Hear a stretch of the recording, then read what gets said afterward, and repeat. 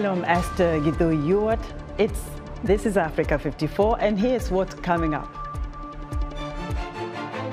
The UN General Assembly starts in New York with meetings on Monday focusing on accelerating efforts to achieve worldwide development goals. Libya's city of Derna has been reduced to a wasteland after a week of huge torrential rains that killed thousands, and many more are still missing. And UN officials and analysts say the return home of South Sudanese fleeing the conflict in Sudan is triggering intercommunal violence and endangering the country's transition to democracy. All this and much more coming up on today's Africa 54.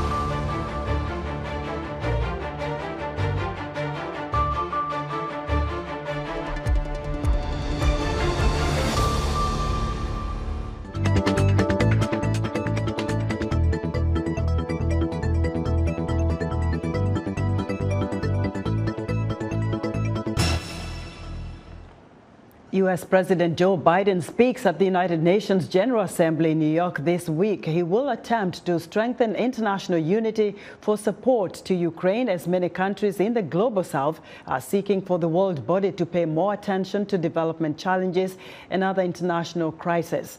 White House Bureau Chief Patsy Widakuswara has this preview. Fresh off his historic visit to Vietnam and the G20 summit in India, U.S. President Joe Biden will again engage with world leaders, this time at the United Nations General Assembly in New York. He is expected to rally support for Ukraine as he did last year. This war is about extinguishing Ukraine's right to exist as a state, plain and simple, and Ukraine's right to exist as a people. Ukrainian President Volodymyr Zelensky plans to attend in person to rally support for his country. He will meet Biden at the White House Thursday. While focusing on Ukraine, Biden must also acknowledge the concerns of the global south, including the climate crisis, poverty and the plight of refugees, inflation, and debt reduction. These are connected because the war, Russia's brutal invasion of Ukraine, has caused ripple effects that impact food security, energy security, and other forms of harm to countries around the world. And so ending this war on just terms, on the principles of sovereignty and territorial integrity, would serve the benefit not just of the Ukrainian people, but people everywhere. Not to be outdone by Chinese leader Xi Jinping, who met with Central Asian leaders earlier this year, Biden is also scheduled to summit with the heads of Kazakhstan, Kyrgyzstan, Tajikistan, Turkmenistan, and Uzbekistan.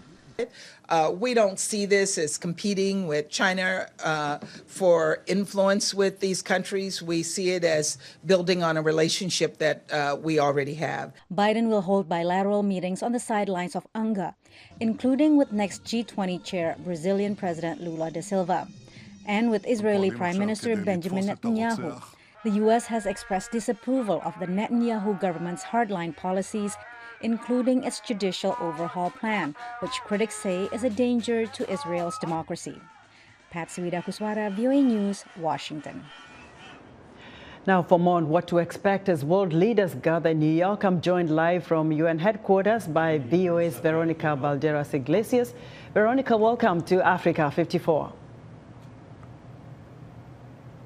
Hi, Esther. Thank you for having me. We understand that moments ago, the UN Secretary General Antonio Guterres made some remarks. What can you tell us?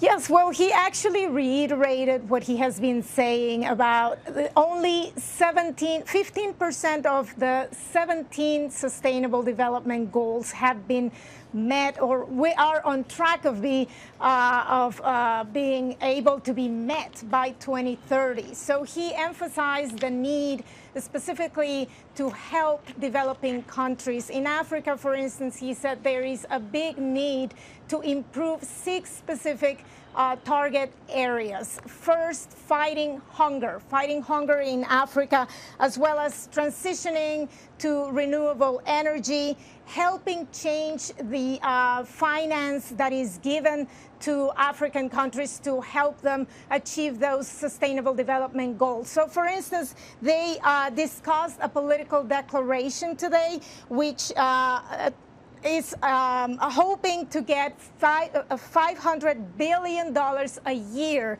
and also allow to effective relief debt in developing countries. Specifically, Africa is suffering right now.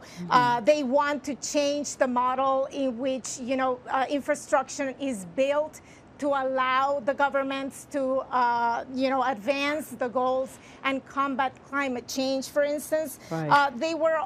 He was also emphasizing the importance of decent work and gender equality, Esther. Veronica, I'm going to ask you two questions because of time here. The African leaders are already at in New York. Do we know what their priorities really are when it comes to inflation, when it comes to all these food insecurity, climate issues? And also, if you can address whether the youth is represented this year and what the agenda is. Yeah, well, one of the biggest concerns from analysts is the consequences of this suspension of the Black Sea Grain Initiative. You know that Russia has been suspending all the flow of grain from Ukraine ports. And so in Africa, according to the Center for one of the analysts that we consulted, 100 million people will remain food insecure in the African continent by 2036, in large part due to this initiative that was suspended by Russia. So people are also seeking clean energy, as I was mentioning earlier, in African countries. The analysts that we consulted with said that it is going to be very challenging to turn all this talk of help to African nations into something concrete. Now, you were asking me about the youth representation. There was one lady this morning, Mayeda Adol. She said that 68 million young people are looking for jobs all over the world. So that's just one of the, the people that are here trying to have their voices heard. Veronica, thank you very much for your reporting. Veronica Balderas Iglesias reporting live for us at the UN headquarters in New York. Now, a recent report by the Center for Strategic and International Studies says China's United Front work co-opts well-placed organizations and individuals to defend and support China's interest in Africa while isolating Asian countries' opponents in the continent. The report says China's goal is to gain influence in Africa and create global impressions of universal support for the Chinese Communist Party. Now, for more insight into this report, I'm joined from here in Washington by the author of the report, Paul Nantulia, a research specialist at the Africa Center for Strategic and International Studies. Paul, welcome back to Africa 54. Thank you very much, Esther. Always nice to be with you. Now, China says it's one of Africa's largest trading partner, but your report paints a different picture. Explain to us what the political strategy known as United Front is all about. Yes, China is rather Africa's largest trading partner. Trade is over 280 billion a year, so that is not in dispute. However, what the report talks about is United Front. United Front in Chinese, this is called Tongyi Zhanqiang. It goes all the way back to the founding of the Communist Party. The basic idea is that the Communist Party mobilizes its circle of friends and mobilizes sympathizers and alliances across different spectrums of society. So you're looking at the private sector, you're looking at cultural organizations, you're looking at business organizations, you're looking at political parties, youth, students. The list goes on and on and on. And under the United Front Work Department of the Chinese Communist Party, you have over hundreds of thousands of these organizations, which are operational in China, but many of them also have external-facing organizations that work not just in Africa, but other parts of the global South, in order to build that consistent and universal support for the Communist Party, advancing its narratives, supporting its interests, defending it where necessary, but at the same time also discrediting the views and the perspectives and the programs of what would be considered adversaries or competitors of the Chinese Communist Party. So very operational, on the ground in a wide variety of ways. What is important, Esther, and what I identify in that report, which you so kindly cited at the beginning of this program, is that it is extremely difficult, very, very difficult, to draw direct links between these organizations that operate under the United Front and the Chinese Communist Party. And this is the basic design of a United Front operation. This is basically what it looks like.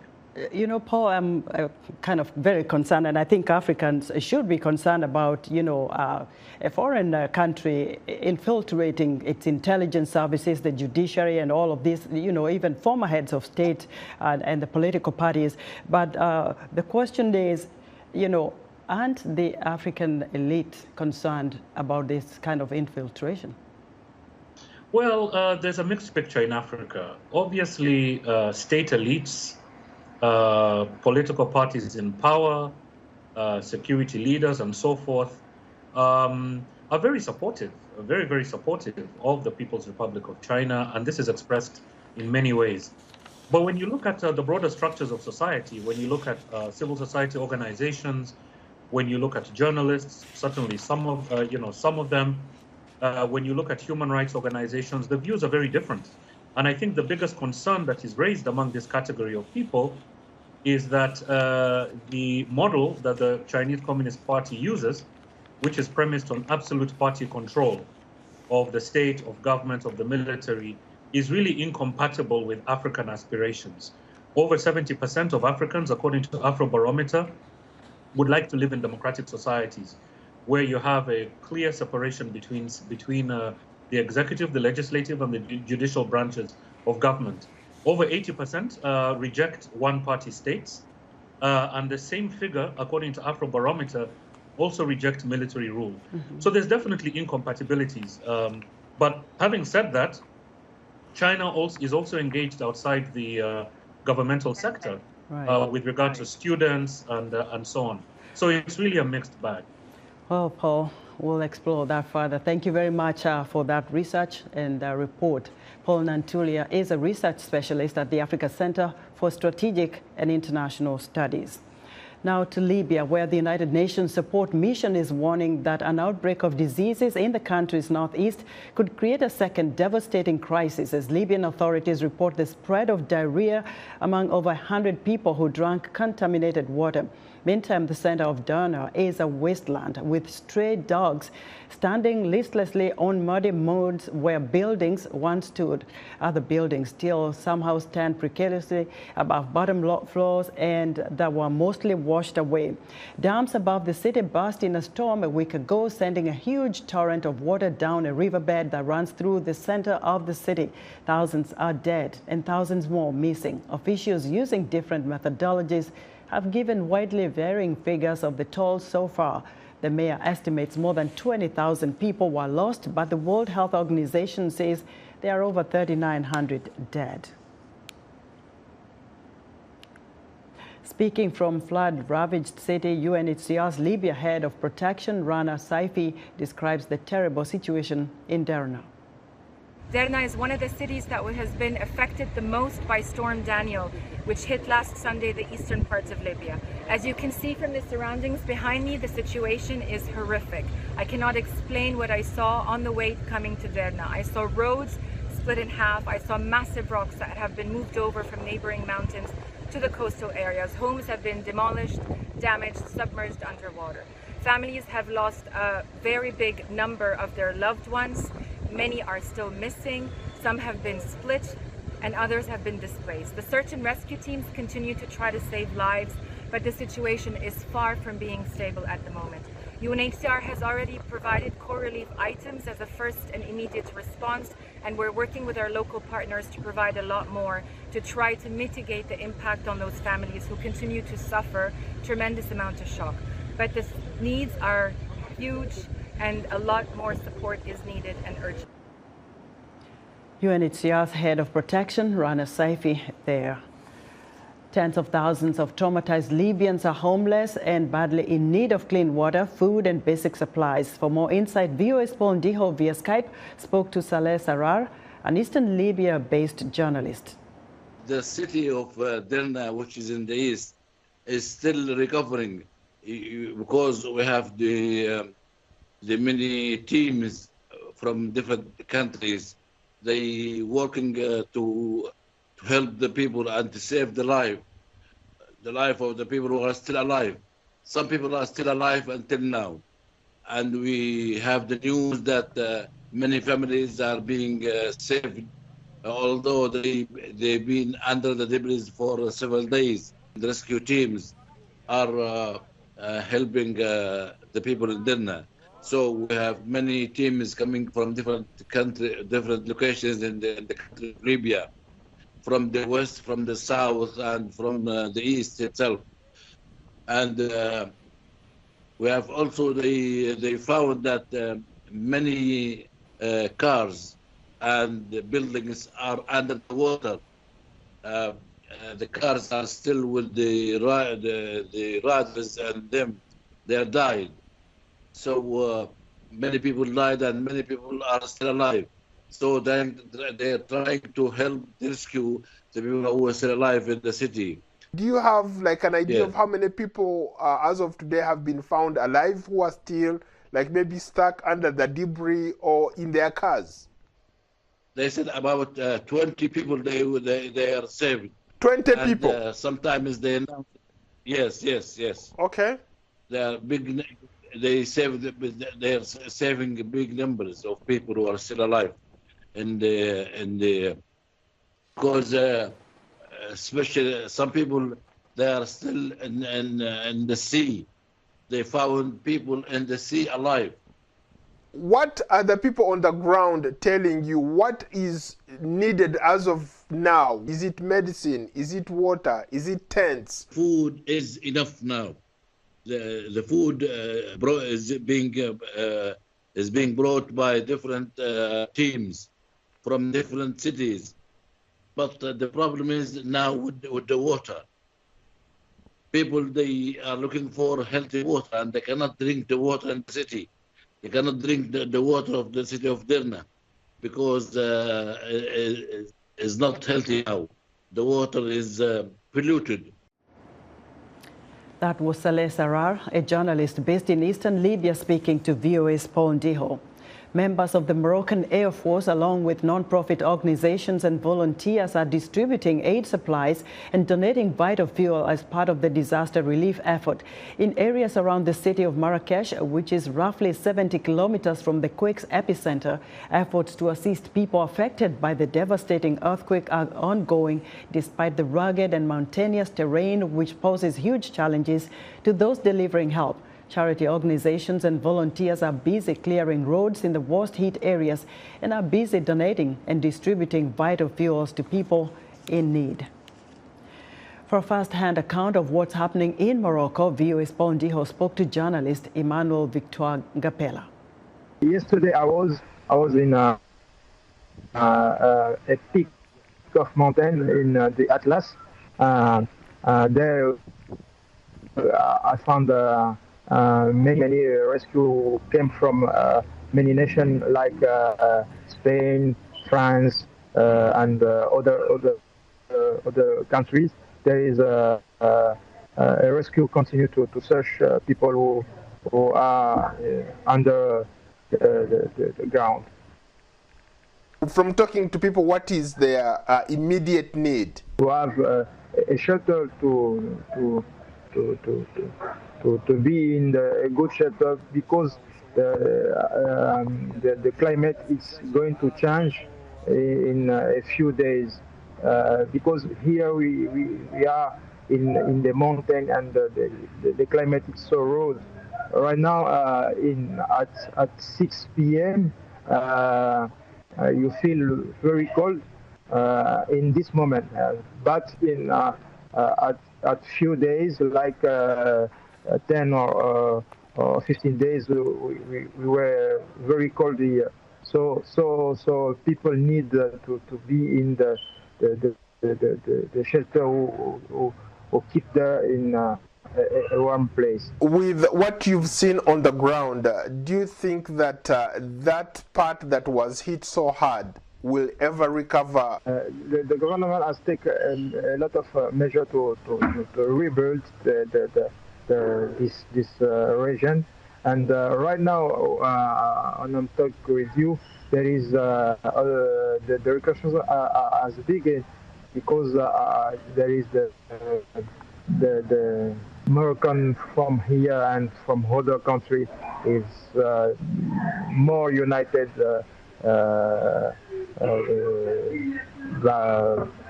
than the past. Emmanuel, thank you so much for your time. Thank you, Paul. It's my pleasure. That was journalist Emmanuel Victor Ngapela in the Moroccan village of Imintala, speaking to VOA's Paul Ndiho. Still to come, fighting in Sudan is triggering intercommunal violence in neighboring South Sudan. We'll be right back.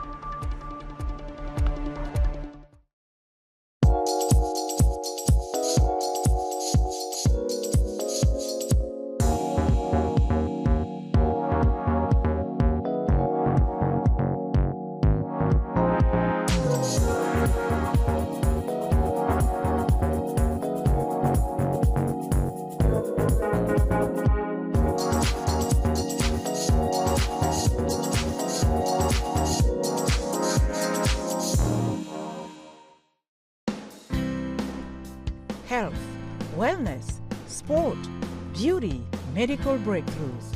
Healthy Living cares about your well-being. What are the main health concerns in Africa and around the world? Find out the latest on coronavirus. Connect with our experts and ask them questions. How long does the virus stay? Join me, Linor Moudou, in Washington, every week on Healthy Living, right here on VOA. In other news, in South Africa, local officials say at least 20 employees of mining giant De Beers have been killed in a crash between a bus and a truck. The bus involved was ferrying staff from the Venetia mine, one of the biggest diamond mines in the country. The cause of the accident has not been known yet, and it is unclear if others survived the accident. The Rapid Support Forces paramilitary group is accusing the Sudanese armed forces of destroying one of the nation's main landmarks amid the conflict between the rival factions. The 18-story tower of the Greater Nile Petroleum Operating Company in Khartoum was reduced to a smoldering wreck on Saturday as the RSF and SAF fought in the area. There was no immediate comment from SAF. And the Minister of Communication, Thierry Mungala, is reassuring the public that there is no ongoing coup in Congo-Brazzaville and that the Congolese President Denis Sassou Nguesso firmly remains in power. The minister is calling the rumor fake news and is inviting people to go about their business. UN officials and analysts say the return home of South Sudanese fleeing the fighting in Sudan is triggering intercommunal violence and endangering the country's transition to democracy. Henry Wilkins reports. At the river port in Renk, South Sudan, returnees fleeing fighting in Sudan prepared to board boats to transport them south on the White Nile to the city of Malakal. Having fled intercommunal violence in South Sudan years ago, Sarah Reith, along with her children, has been forced back to Upper Nile State because of Sudan's conflict, which started in April. Reith talked to VOA about starting over in her hometown. For me, I don't know what I'm going to be capable of doing to earn a living, so I will do whatever I can. I don't have any resources to start up a business either. Nonetheless, I won't be going back to Sudan. Since the start of the war, more than 200,000 people have fled Sudan for South Sudan, mostly through Renk. The South Sudanese government is doing all it can to move them away from the border and prevent a build-up in Renk of people in need of humanitarian assistance. They are being relocated on these cramped boats to areas they left years ago, and in many cases have only tenuous connections to. Despite this, it's better than staying in Sudan, says returnee Rebecca Deng. The fighting was intense. I mean, it was a huge problem. People there with no food for 5 days. A lot of murders and people couldn't leave their homes. Gunshots every day, day and night. Analysts say the influx of returnees is likely to cause major problems for South Sudan's transition to democracy, with the country's first elections planned for next year. For many years, we had many South Sudanese population that had fled to the north who are now returning back, and they're returning back to a country that is not ready to receive them. So we have a lot of humanitarian crisis, and it raises a question. Should we be thinking about elections at a time of such a severe humanitarian catastrophe? That situation could also affect the long-term stability and security of South Sudan. He added that politicians should not use the conflict as an excuse to delay elections, however. Salem Terese Demise of the South Africa-based Institute for Security Studies said that South Sudan returnees could clash with members of other ethnic groups in the areas they relocate to. And the humanitarian responses so far are not really structured in a way that really addresses the needs of the returnees. Therefore, this situation might lead to communal violence. And this communal violence has been cited as one of the major challenges of the implementation of the peace process itself. Violence among the returnees' different ethnic groups has already broken out in both Renk and Malakal. Henry Wilkins, VOA News, Renk, South Sudan. And that's our show for today. Be sure to watch Africa 54 on our website at voaafrica.com. From all of us here in Washington, thank you for watching.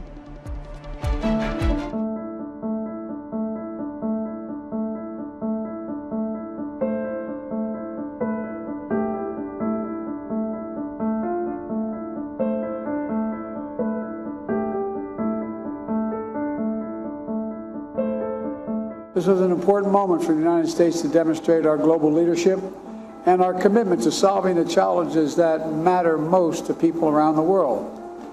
Investing in inclusive growth and sustainable development, addressing the climate crisis, strengthening food security and education, advancing global health and health security. We made progress on issues like multilateral development bank reform to get to those nations that couldn't qualify before, debt relief, and increased infrastructure needs, not only in the global south, but other parts of the world as well.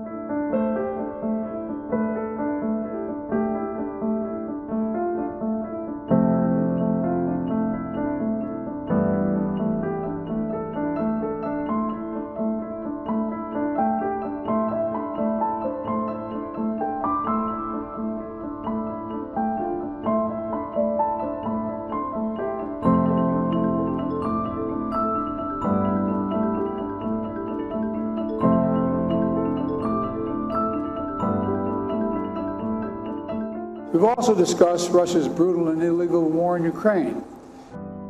There was sufficient agreement in the room on the need for a just and lasting peace that upholds the principles of the UN Charter and respects sovereignty and territorial integrity.